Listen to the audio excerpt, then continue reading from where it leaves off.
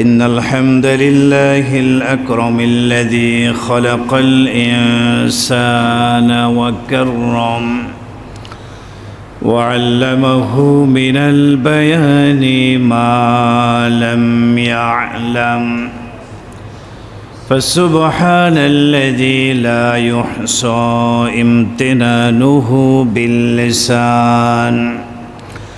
باللسان ولا بالقلم ونشهد أن لا إله إلا الله وحده لا شريك له ونشهد أن سيدنا وسندنا وحبيبنا وطبيبنا وطبيب قلوبنا وأرواحنا ومولانا محمدا عبده ورسوله الذي أرسله بالحق بشيرا ونذيرا وداعيا إلى الله بإذنه وسراجا وقمرا منيرا أما بعد فقد قال الله تبارك وتعالى في كلامه المجيد وفرقانه الحميد أعوذ بالله من الشيطان الرجيم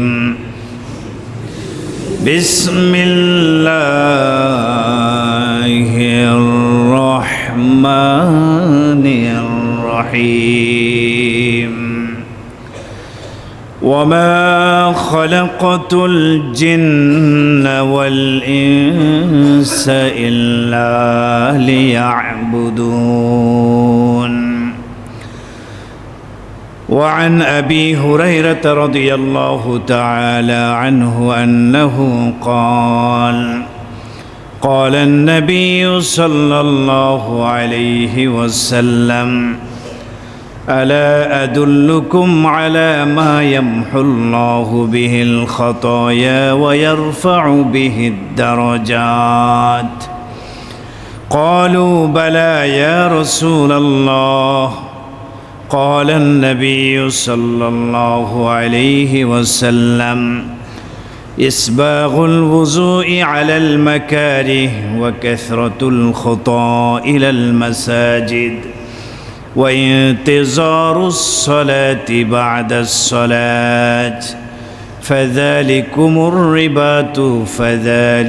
الرباط رواه مسلم أو كما قال النبي صلى الله عليه وسلم درود شريف پڑھی اللهم صل على محمد وعلى آل محمد كما صليت على إبراهيم وعلى آل إبراهيم إنك حميد مجيد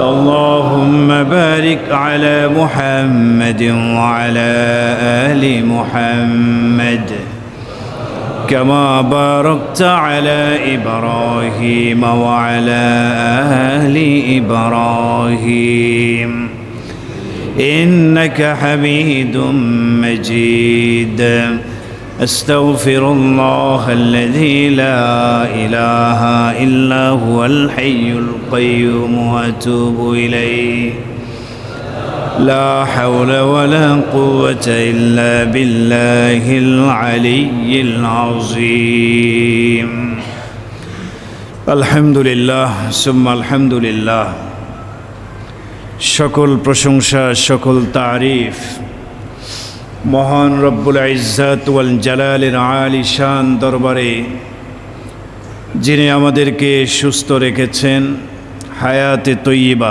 দান করেছেন মুহররম মাসের তৃতীয় জুমায় সলাতুল জুমা আদায়ের লক্ষ্যে পৃথিবীর সর্বশ্রেষ্ঠ জায়গা, পবিত্রতম স্থান আল্লাহর ঘর মসজিদে আসার বসার মতো তৌফিক দান করেছেন। আমরা সকলেই সেই মহান মালিকের দরবারে হৃদয়ের সবটুকু ভালোবাসা উজাড় করে দিয়ে কালিমাতুশ শুকর ওয়া সাজুদ আদায় করে নিচ্ছি। সবাই বলে আলহামদুলিল্লাহ। মোহতারাম হাজিরিন, মহান আল্লাহ রব্বুল আলামিনের পক্ষ থেকে আমাদের জন্য বড় বড় কিছু অফার ছিল, অফার শেষ হয়ে গেছে। শাবান মাসের 15 তারিখের রাত শবে বরাত থেকে অফার শুরু হয়েছে। মুহররমের 10 তারিখ আশুরার মাধ্যমে বড় বড় কিছু অফার আল্লাহ দিয়েছিলেন, সেই অফারগুলো বন্ধ হয়ে গেছে। শবে বরাতের একটা অফার ছিল, এ রাতে ইবাদত বন্দেগী করলে অনেক ফজিলত। শবে বরাতের পরে রমাদান শুরু হলো। রমাদানুল মুবারক বিরাট বড় মাসব্যাপী একটা অফার ছিল, কি বলেন ঠিক না? একটা নফল আদায় করলে ফরজের সমান সওয়াব রমাদানে, সুবহানাল্লাহ। একটি ফরজ আদায় করলে 70টি ফরজের সমান সওয়াব লাভ করা যায়, সুবহানাল্লাহ। রমাদানের প্রত্যেকটা মুহূর্তই ছিল এক একটা অফার। বিশেষভাবে রমাদানের শেষ দশকে আল্লাহ তাআলা আরও একটা অফার দিলেন, লাইলাতুল কদর, সুবহানাল্লাহ। লাইলাতুল কদর খায়রুম মিন আলফি শাহর, 1000 মাসের চেয়ে ফজিলত এক রাতের বেশি, সুবহানাল্লাহ। অফার ছিল সেটা। এরপরে রমাদানের শেষে সুন্নাতুল ইতিকাফ একটা অফার ছিল। ইতিকাফে 10 দিনে যারা বসছে বিরাট বড় সওয়াব, 10 দিনে অনেক অনেক বেশি সওয়াব লাভ করা যায়, একটা অফার ছিল। এরপরে ঈদের সালাত এবং বিশেষভাবে সাদাকাতুল ফিতর আদায়ের সওয়াব আলাদা একটা অফার। রমাদান শেষ পরের মাসে শাওয়ালের 6 রোজার একটা অফার ছিল। 6টা রোজা রাখলে রসুল বলছেন যে সারা বৎসরের প্রত্যেক দিন রোজা রাখার সমান সওয়াব আল্লাহ তাআলা দান করেন, সুবহানাল্লাহ। এটা একটা অফার। এরপরেই শুরু হলো হজের মাস। এরপরে জিল হজের প্রথম দশক অত্যন্ত দামি, অনেক দামি, ওইটা একটা অফার ছিল। বিশেষভাবে জিল হজের 9 তারিখ আরাফার দিনে রোজা রাখার বিরাট বড় সওয়াব। 1 বৎসর আগের 1 বৎসর পরের গুনাহ আল্লাহ মাফ করে দেন, সুবহানাল্লাহ। তো আরাফার দিনের রোজা একটা বিরাট বড় অফার ছিল আমাদের জন্য, নেকি কামাই করার একটা অফার, ওটাও শেষ। জিল হজ শেষ, মুহররম শুরু হলো। মুহররমের 10 তারিখ আশুরার দিন একটা স্পেশাল অফার ছিল। আশুরার রোজা যারা রাখবে আইয়ুকাফিরাস সানাতাল্লাতী ক্বাবলাহু, রাসূল বলেছেন যে 1 বৎসরের অতীতের পিছনের 1 বৎসরের গুনাহ আল্লাহ মাফ করে দেবেন। এই পর্যন্ত 10 এবং 11টা বড় বড় অফার, এক বান্ডেল অফার ছিল। অফারটি 7 মাসের জন্য বন্ধ হয়ে গেল, আর কোনো অফার নাই। আগামী শাবানের সেই শবে বরাত আসার আগ পর্যন্ত, মাঝখানে মুহররমের শেষ পর্যন্ত, এরপরে সফর, রবিউল আউয়াল, রবিউল সানি, জুমাদাল উলা, জুমাদাল উখরা, রজব, শাবান। তার মানে 15ই শাবান আসার আগ পর্যন্ত, শবে বরাতের আগ পর্যন্ত প্রায় 7 মাস বড় ধরনের কোনো আর অফার নেই। অফার বন্ধ থাকাকালীন সময় আমরা এই সময়ে উপনীত হয়েছে, এখন আর অফার নেই। এখন আমাদের করণীয় কি? অফারে তো অনেক নেকি হাসিল করেছে, আলহামদুলিল্লাহ, অল্প সময়ে বিরাট বড় নেকি। এখন অফার বন্ধ হয়ে গেছে। অফার বন্ধ থাকাকালীন এই সময়গুলোতে আমাদের করণীয় কি? অফার বন্ধ। সাধারণত মোবাইলে যে অফারগুলো আসে, মিনিট অফার, SMS-এর অফার, তাই না? এই অফার থাকাকালীন সময়ে আমরা একটা সুযোগ লাভ করি, বেশি বেশি কথা বলি, কি বলেন ঠিক না?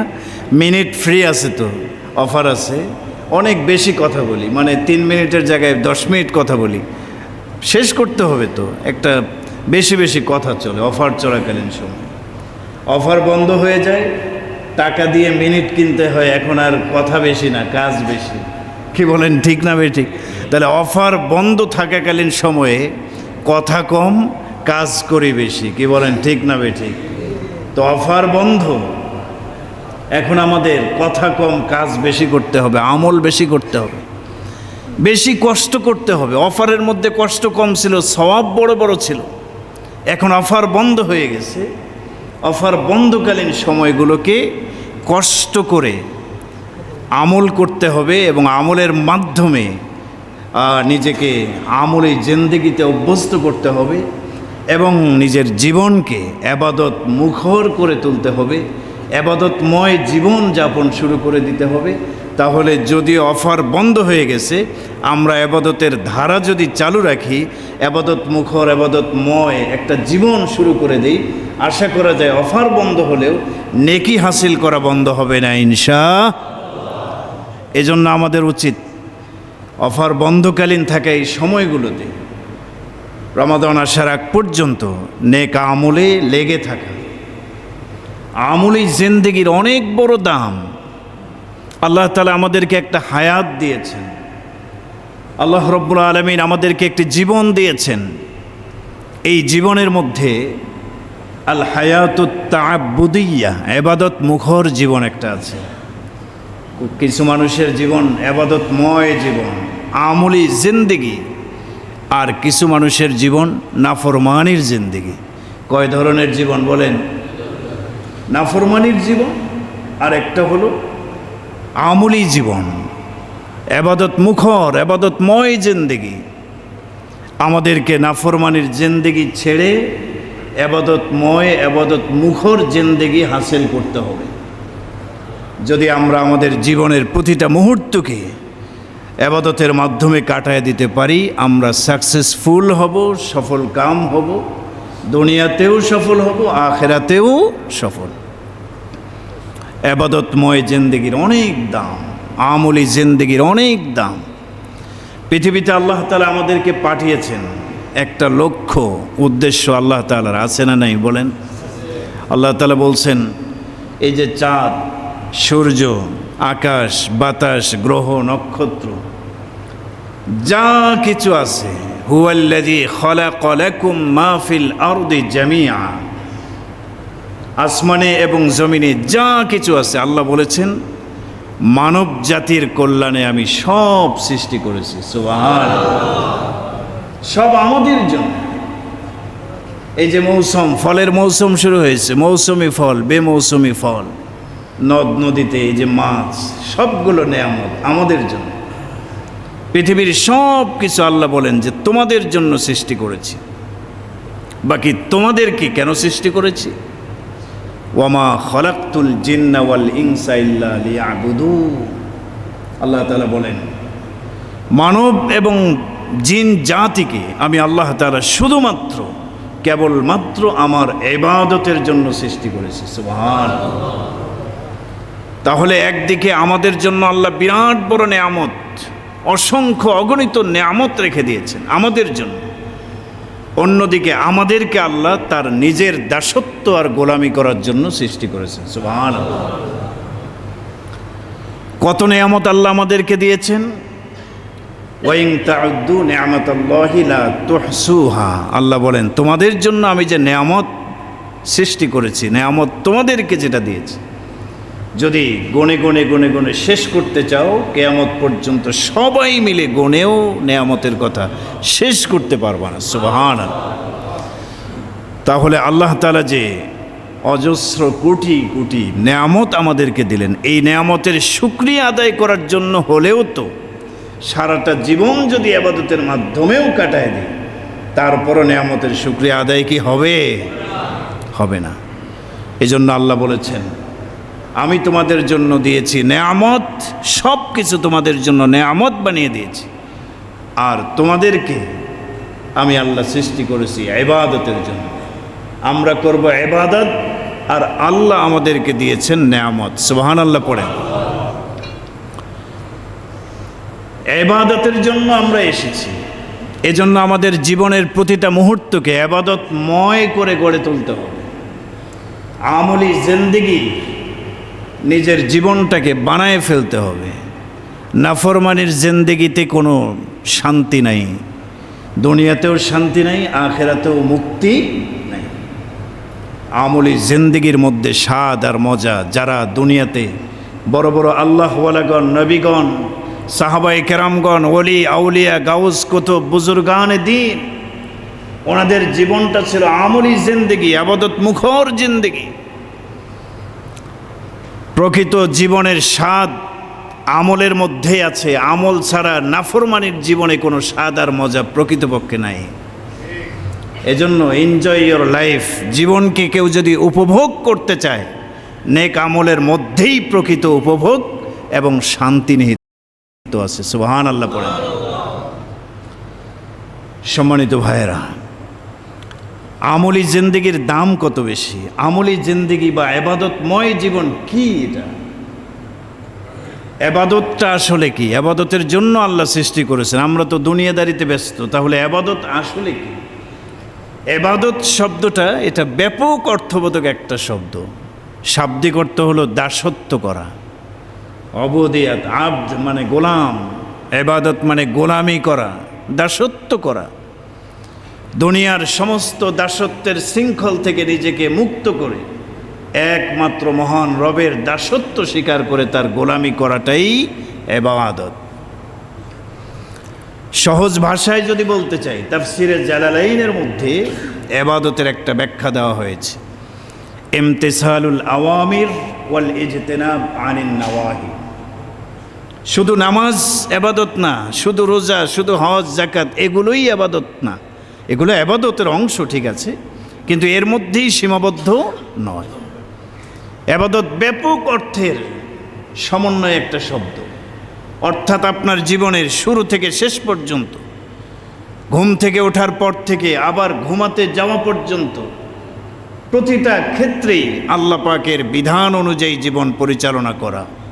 আল্লাহ যা করতে বলেছেন সেগুলি করা, যেগুলো নিষেধ করে দিয়েছেন যা এগুলি করা যাবে না সেগুলো থেকে বিরত থাকা।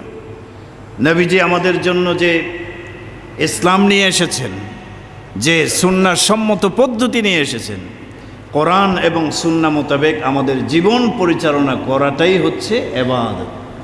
পুরা দিনটাই ইবাদত। দিন মানা, দিনের সামনে, আল্লাহর বিধানের সামনে আত্মসমর্পণ করে দেওয়া। আমি যা করব এটা জায়েজ না নাজায়েজ, হালাল না হারাম, কোরআন থেকে, রসুল থেকে এটার শিক্ষা নিয়ে সে অনুযায়ী জীবন পরিচালনা করাটাই ইবাদতের মূল অর্থ। একজন মানুষ ঘুম থেকে ওঠে, ফজরের সালাতের মাধ্যমে সকাল হয়। ফজরের সালাত, সুবহে সাদিক, ফরজ ইবাদত। ফজরের নামাজ সে পড়ল। আল্লাহ তাআলা বলেছেন শুধু নামাজ ইবাদত না, সূরা জুমার মধ্যে আসছে, ফাইদা কুদিয়াতিস সালাত ফান্তাশিরু ফিল আরদ ওয়াবতাগু মিন ফাদলিল্লাহ। সুবহানাল্লাহ পড়েন, সূরা জুমার আয়াত। আল্লাহ তাআলা বলছেন নামাজ শেষ, আরেক ইবাদতের জন্য লেগে যাও, জমিনে ছড়ায়া পড়ো। ফান্তাশিরু ফিল আরদ, জমিনে ছড়িয়ে ছিটিয়ে যাও, ছড়ায়া পড়ো। কেন?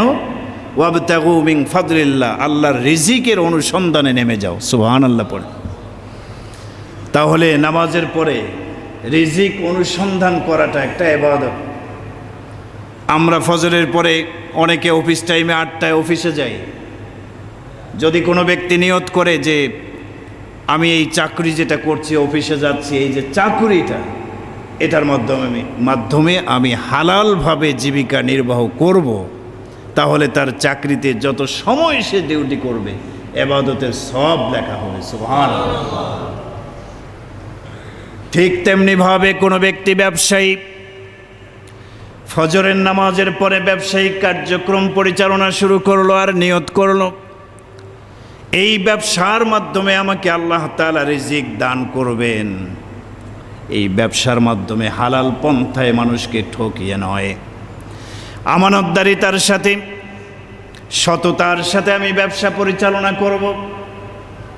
এবং ব্যবসা পরিচালনা করার ফাঁকে ফাঁকে যখন আল্লাহর বিধান আসবে, নামাজের ডাক আসবে, আমি নামাজ পড়ব। আমার ব্যবসা আমাকে নামাজ থেকে দূরে সরাতে পারবে না। ব্যবসাও করব, সততাও ঠিক রাখব। এইভাবে যদি কেউ ব্যবসা করে, পুরা ব্যবসাটা তার ইবাদতে পরিণত হবে। সুবহানাল্লাহ।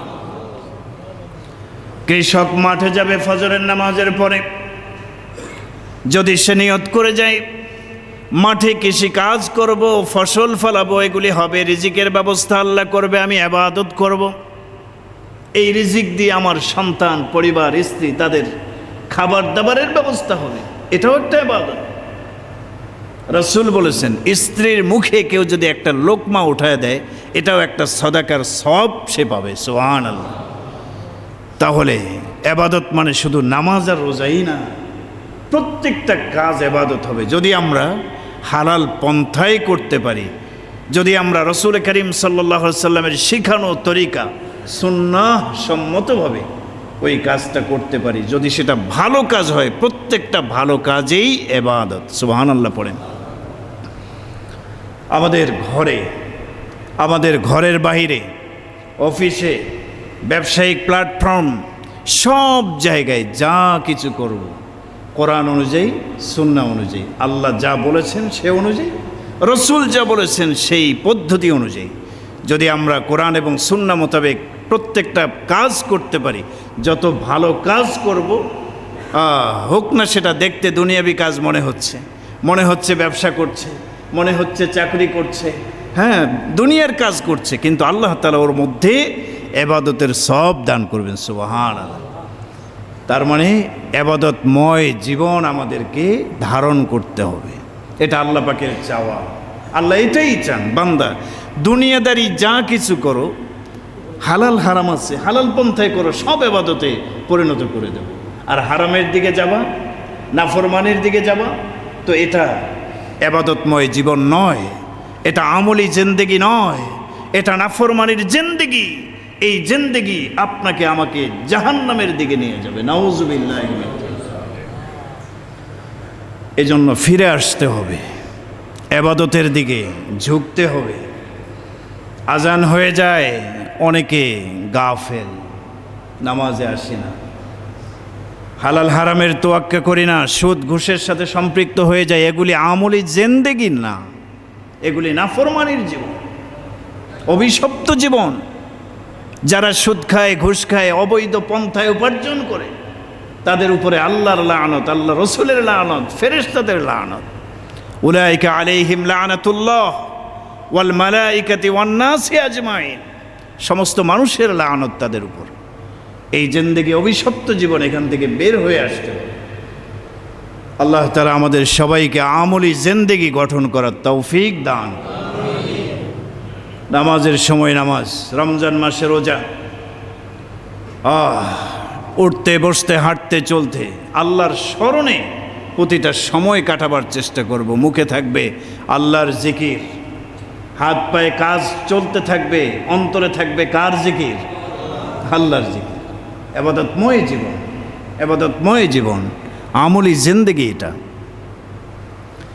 এই আমলি জিন্দেগি যারা নিজেদেরকে ধারণ করাতে পারবে, ইবাদতময় জীবন যাপন করতে পারবে, আল্লাহ রাব্বুল আলামিন তাদেরকে দুনিয়া এবং আখিরাতে অনেকগুলো পুরস্কার দেবেন।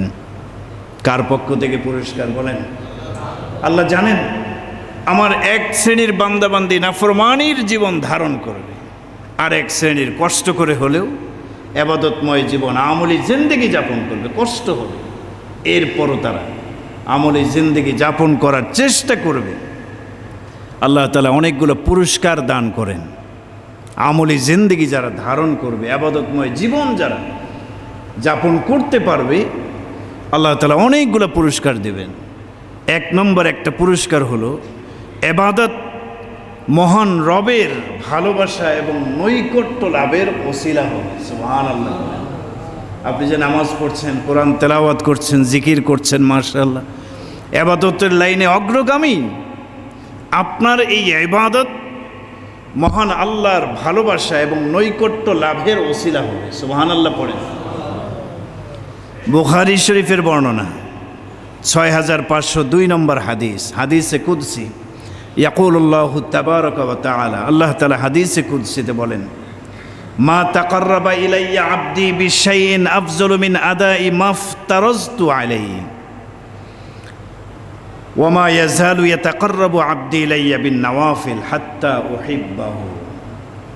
আল্লাহ তাআলা বলেন, আমি যে বিধানগুলো ফরজ করে দিয়েছি, এই ফরজ বিধান আদায়ের মাধ্যমে আমার বান্দা আমার নৈকট্য লাভ করে। সুবহানাল্লাহ। যারা ফরজ বিধান পালনে গুরুত্ব দিবে, ফরজ ছোটে না, এরকম জীবন গড়ে তুলেছে যে ফরজ ইবাদত যেগুলো আল্লাহ করতে বলেছেন, ফরজ করে দিয়েছেন, এগুলো ছুটে যায় না, ফরজকে সে ধারণ করে আদায় করে।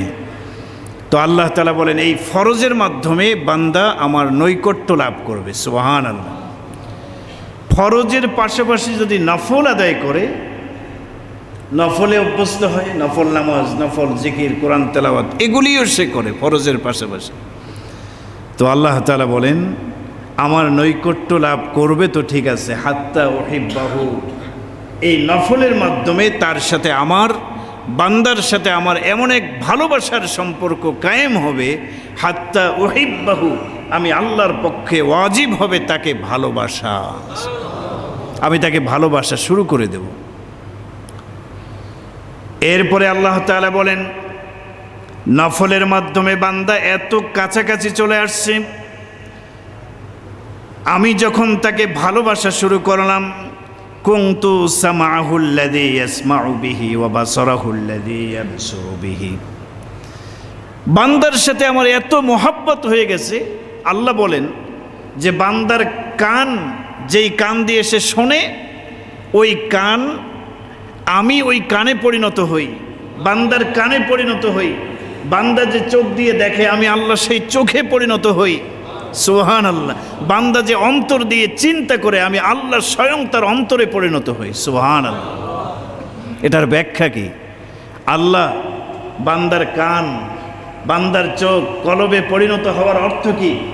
অর্থ হলো ফরজের পাশাপাশি নফল ইবাদত বন্দেগীর মাধ্যমে যারা জীবনকে সাজাবে, তারা এই অন্তর দিয়ে খারাপ কিছু কল্পনা করতে পারবে না, এই অন্তর দিয়ে খারাপ কিছু কল্পনা করতে পারবে না, এই হাত দিয়ে অন্যায় কিছু করতে পারবে না, কান দিয়ে অন্যায় কিছু, হারাম কিছু শুনতে পারবে না। আল্লাহর সাথে এমন ভালোবাসা তৈরি হয়ে যাবে, তার হাত, কান সব কিছু আল্লাহর আনুগত্যের সামনে ঝুঁকে পড়বে, কেমন যেন আল্লাহ যেভাবে চায় সেভাবেই সে চলা শুরু করবে। সুবহানাল্লাহ। তাহলে নফল ইবাদত, ফরজের মাধ্যমে নৈকট্য লাভ হয়, নফলের মাধ্যমে আল্লাহর সাথে ভালোবাসার সম্পর্ক কায়েম হয়। সুবহানাল্লাহ। আল্লাহ তাআলা আমাদেরকে ফরজের পাশাপাশি নফল ইবাদতে অভ্যস্ত হওয়ার তৌফিক দান করুন, এবং এর মাধ্যমে আল্লাহর ভালোবাসা, নৈকট্য লাভের তৌফিক আমাদেরকে দান করুন। আমিন। 2 নম্বর, ইবাদত মুখর জীবনের উপকারিতা। ইবাদত আপনাকে আমাকে জান্নাতের মধ্যে রাসূলের সাহচর্য লাভের ওসিলা হবে। সুবহানাল্লাহ পড়েন। কে না চায়? হ্যাঁ, উম্মত হিসেবে আমরা সবাই চাই জান্নাতে যদি আমাদের অবস্থান রাসূলের একটু কাছাকাছি হতো, নবীকে দেখতে পেতাম। হ্যাঁ, এক জায়গায় যদি জান্নাতে বসবাস করতে পারতাম, এটা কি সবাই চাই কিনা বলেন তো? কারা কারা চাই? একটু হাত উঁচু করি। আল্লাহু আকবার। হাত নামান। সাহাবায়ে কেরাম এটা চাইতেন, সাহাবায়ে কেরাম চাইতেন। সাওবান রাদিয়াল্লাহু তাআলা আনহু একজন সাহাবী, মাঠে কাজ করতেছেন, হঠাৎ করে দৌড়ে ঘরমাক্ত শরীর নিয়ে রাসূলের সামনে এসে হাজির। ওগো নবী, রাসূল করিম সাল্লাল্লাহু আলাইহি সাল্লাম দেখলেন সাওবান ক্লান্ত শ্রান্ত, ঘরমাক্ত হয়ে গেছে, ঘাম ঝরছে শরীর দিয়ে, দৌড়ে আসছে, হাঁফাতে আসছে। নবীজি জিজ্ঞেস করলেন, সাওবান কি খবর? এরকমভাবে তুমি আসছো কেন?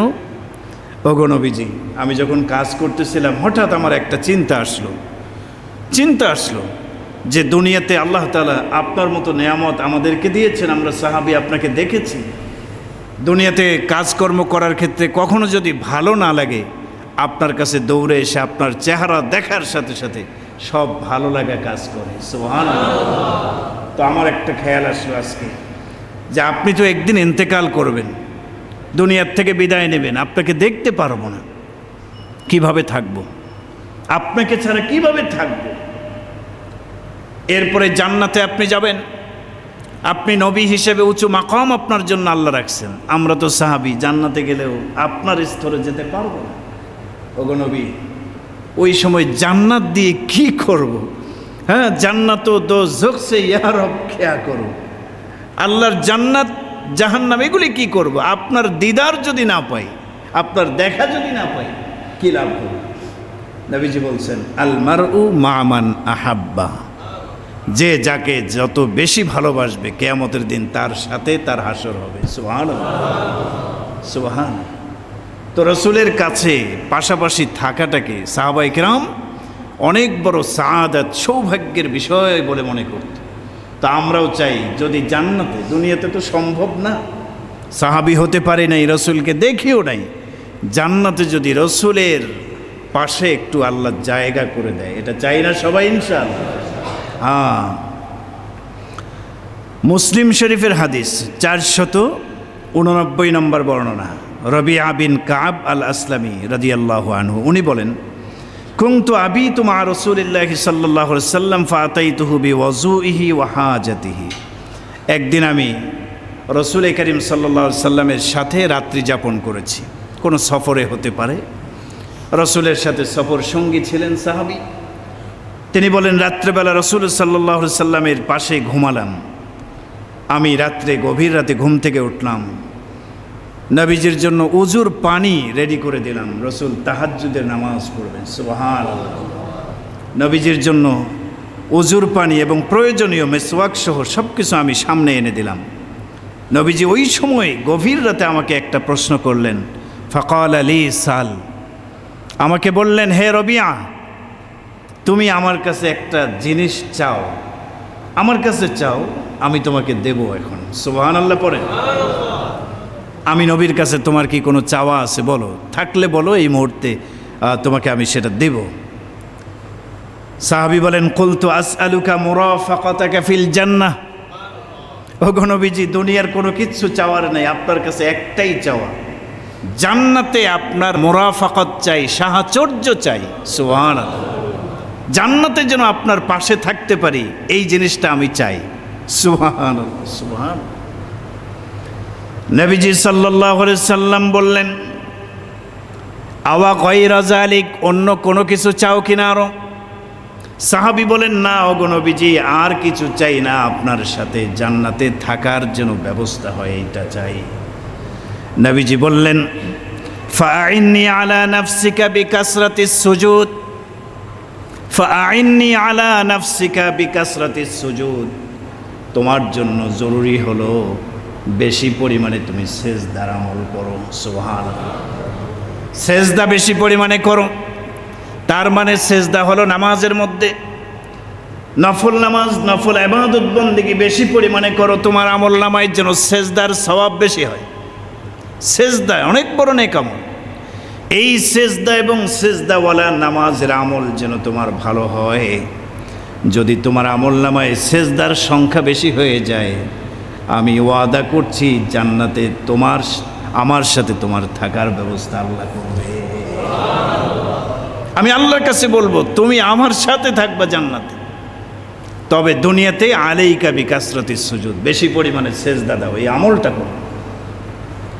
সেজদা কিসের মধ্যে বলেন? নামাজের মধ্যে। নামাজ ঠিক করো, ফরজের পাশাপাশি নফল ইবাদত বন্দেগী বেশি পরিমাণে করো, তো সেজদার আমল বেড়ে যাবে। সুবহানাল্লাহ, এই আমল যদি বেড়ে যায়, সেজদাওয়ালাদেরকে রাসূল করিম সাল্লাল্লাহু আলাইহি সাল্লাম আল্লাহর কাছে দোয়া করবেন, আল্লাহ তাদেরকে আমার পাশে থাকার ব্যবস্থা আপনি করে দেন। সুবহানাল্লাহ। তাহলে যারা নামাজ পড়ে, মানে ইবাদত করে, এই ইবাদতের মাধ্যমে রাসূলের পাশে জান্নাতে থাকার মর্যাদা এটা হাসিল করা যাবে ইবাদতের মাধ্যমে। সুবহানাল্লাহ পড়েন। আল্লাহ তাআলা আমাদের তৌফিক দান করুন, আমিন।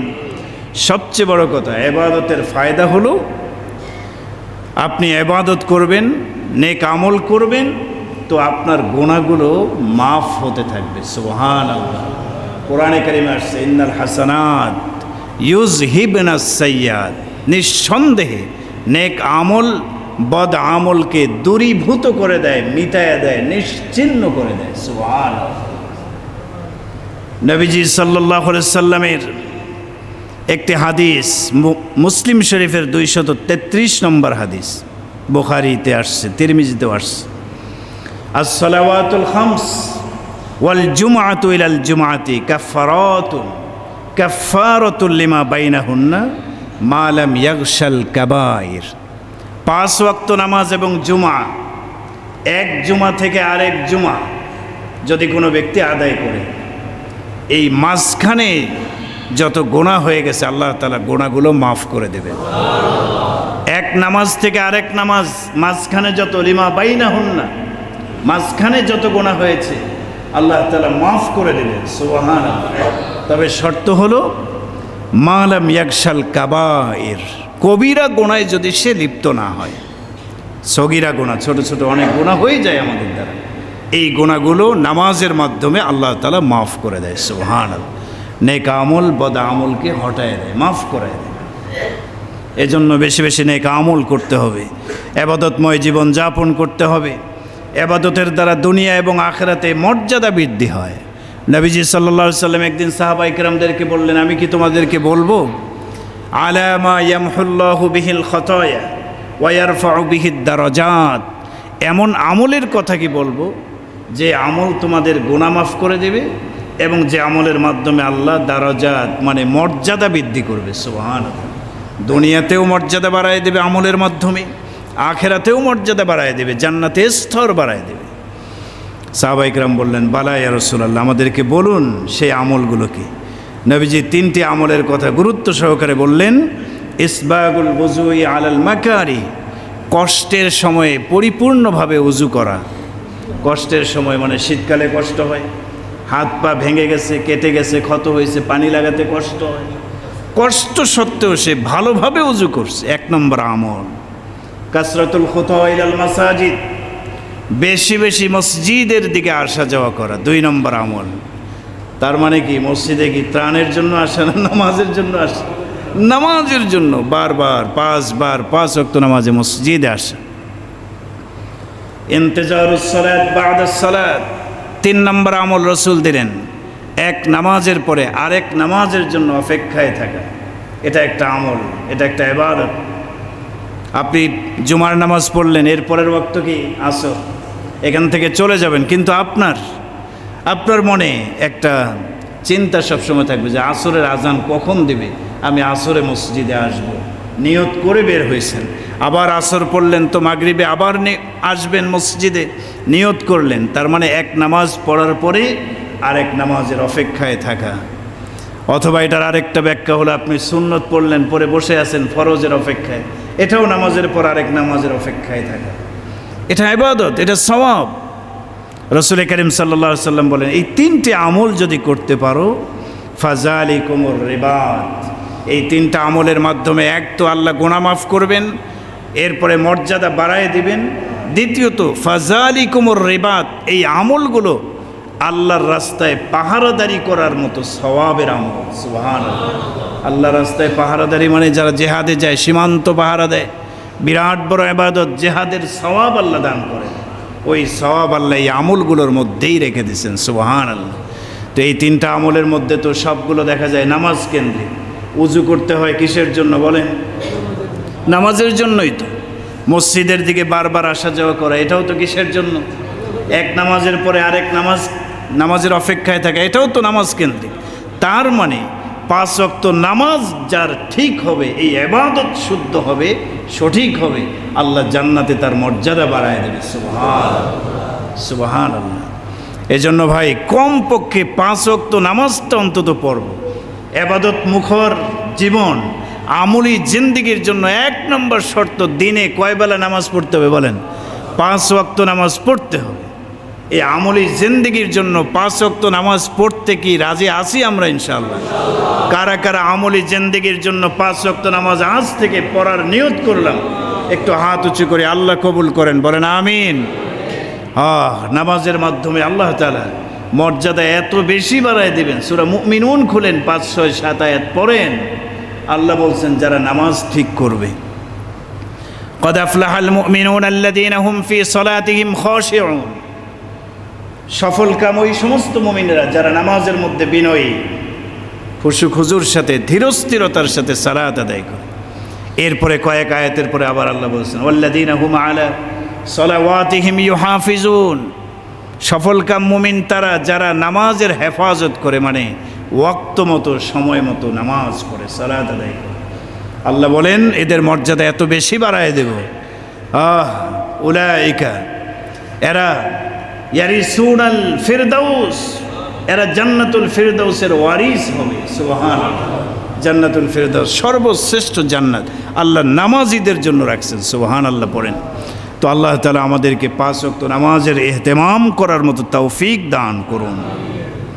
ইবাদতের মাধ্যমে যদি কোনো ব্যক্তি সময় বের করে, এই যে 5 বার দিনে নামাজ পড়তে হবে, 15 থেকে 20 মিনিট সময় তো দিতে হবে প্রত্যেক ওয়াক্তের জন্য। এই যে সময়টুকু সে বের করলো, এর বিনিময়ে আল্লাহ রব্বুল আলামিন তার রিজিকের মধ্যে বরকত দান করবেন। সুবহানাল্লাহ। ইবাদতের জন্য সময় বের করলে রিজিকে বরকত হয়। বলে কোথায় আছে এটা রিজিকে বরকত হয়? আবু হুরায়রা রাদিয়াল্লাহু তাআলা আনহু থেকে রাওয়ায়াত, তিরমিজি শরীফের 2466 নম্বর বর্ণনা। এখানেও হাদিসে কুদসি, ইন্নাল্লাহ তাআলা ইয়াকুল, আল্লাহ তাআলা বলেন, ইয়া ইবনা আদম, হে আদম সন্তান, তাফাররাক লিইবাদাতি, আমার ইবাদতের জন্য একটু সময় বের করো। কে বলেন? কে বলেন? বলেন আল্লাহ বলেন, ইয়া ইবনা আদম, হে আদম সন্তান, হে আদম সন্তান, তাফাররাক লিইবাদাতি, আমার ইবাদতের জন্য একটু সময় বের করো। আমলা সাদরাকা গিনান ওয়া আসাদ্দু ফাকরাকা, আমার জন্য তুমি ইবাদতের সময় বের করবা, আমি আল্লাহ তোমার সিনাকে অভাব মুক্ত করে দেব, তোমার দারিদ্রতা দূর করে দেব, রিজিকের মধ্যে বরকত বৃদ্ধি করে দেব। সুবহানাল্লাহ। আর যদি এটা না করো, ওয়াইল্লা তাফআল মালাতু ইয়াদাইকা শুগলান ওয়ালাম আসুদ্দা ফাকরাকা, ইবাদতের জন্য সময় বের করতে পারো না, ব্যবসা বাণিজ্য চাকরিতে সময় নষ্ট করে দিচ্ছ, দুনিয়াদারিতে, ইবাদতের সময় বের করো না, আমি আল্লাহ তোমাকে ব্যস্ততার মধ্যে লাগায় রাখব, ব্যস্ততার মধ্যে লাগায় রাখব, এবং তোমাকে তোমার জন্য দারিদ্রতা থেকেও তোমাকে মুক্তি দেব না। তুমি দুনিয়াদারি নিয়ে এত ব্যস্ত হবে, কোটিপতিও হয়ে যাবা, এরপরও আরও দরকার, আরও দরকার। তার মানে সেই তো আসল ফকির। কি বলেন? ঠিক না বেঠিক? যার সব কিছু থাকার পর আরও চাই, আরও চাই, নামাজের জন্য সময় বের করে না, হ্যাঁ, ইবাদতের জন্য, জিকির তেলাওয়াতের জন্য সময় বের করে না, আরও চাই, আরও চাই। আল্লাহ তাকে এমনভাবে ব্যস্ত করে রাখবেন, সে নাফরমানের মধ্যেই সময় কাটাতে হবে। এত কিছুর পরও তার দিলের মধ্যে শূন্যতা কাজ করবে যে আরে আমার কিছুই নাই, সব আছে, কোটি কোটি টাকা আছে, তারপরও মনে করবে কিছু নাই, আরও দরকার। তাহলে ওই তো হলো সবচেয়ে বড় গরিব, ফকির। কি বলেন? ঠিক না ভাই?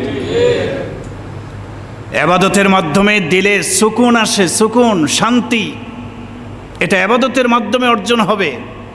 অন্তরের শান্তি, এটা দুনিয়ার কোনো জিনিস দিয়ে, দুনিয়ার কোনো চিকিৎসা দিয়ে আপনার অন্তরের শান্তির চিকিৎসা করতে পারবেন না।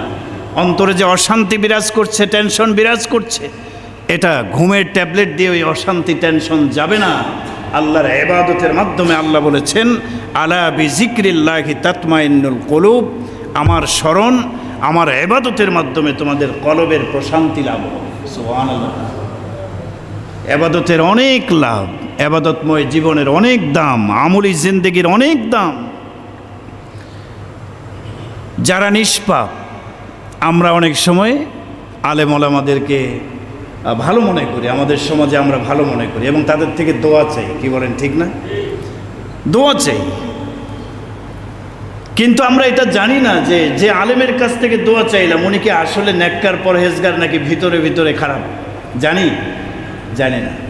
আল্লাহ তাআলা ওয়াদা দিচ্ছেন, রাসূল ওয়াদা দিচ্ছেন, যাদের ব্যাপারে নিশ্চিত জানা আছে যে এই মানে প্রকারের মাখলুক, তাদের মধ্যে কোনো ভণ্ডামি নাই, তাদের মধ্যে কোনো খারাপ কাজের মানসিকতাই নাই, অর্থাৎ তারা ফেরেশতা। সুবহানাল্লাহ পড়েন। এই ফেরেশতাদের থেকে দোয়া নিতে চাইলে ইবাদত বন্দেগী যারা করবে, ফেরেশতারা তাদের জন্য দোয়া করে। সুবহানাল্লাহ। আপনি যদি চান যে আমি নিষ্পাপ, ফেরেশতা কোনো গুনাহ নাই, তাদের দোয়া নেব আমি, তাহলে আপনি আবাদত মুখর জীবনযাপন করেন। হাদিসের মধ্যে আসছে, কেউ যখন মসজিদে আসে নামাজ পড়তে থাকে, এক নামাজের পরে আরেক নামাজের অপেক্ষায় থাকে, ফেরেশতারা তার জন্য দোয়া করেন আর বলেন আল্লাহুম্মা গফির লাহু আল্লাহুম্মা রহামহু, আল্লাহ এই বান্দা আবাদত করছে, তাকে মাফ করে দিন, তার উপর রহমত নাজিল করুন। আল্লাহুম্মা তুব আলাইহি, আল্লাহ সে তওবা করছে, তার তওবা কবুল করুন। সুবহানাল্লাহ। তো ফেরেশতাদের দোয়া পাওয়া যায় আবাদতের মাধ্যমে। আল্লাহ তাআলা আমাদেরকে আবাদতময় জীবন যাপন করার তৌফিক দান। আল্লাহ তাআলা বলেছেন ইন্নাল্লাযীনা আমানু ওয়া আমিলুস সালিহাত কানাত লাহুম জান্নাতুল ফিরদাউসি নুজুলা, যারা ঈমান আনবে, নেক আমল করবে, আমলি জিন্দেগি গঠন করবে, তাদের জন্য আমি আল্লাহ তাআলা মেহমান হিসেবে আপ্যায়নের জন্য আমি আল্লাহ জান্নাতুল ফিরদাউস রেডি করে রাখছি। সুবহানাল্লাহ। আল্লাহর আপ্যায়ন বিরাট বড় আপ্যায়ন। আল্লাহ তাআলা আমাদেরকে আমাদের জীবন পরিবর্তন করে নাফরমানির পথ থেকে ফিরে এসে আমলি জিন্দেগি যাপন করার তৌফিক আমাদেরকে দান করুন। আমলি জিন্দেগি ইবাদতময় জীবন কি?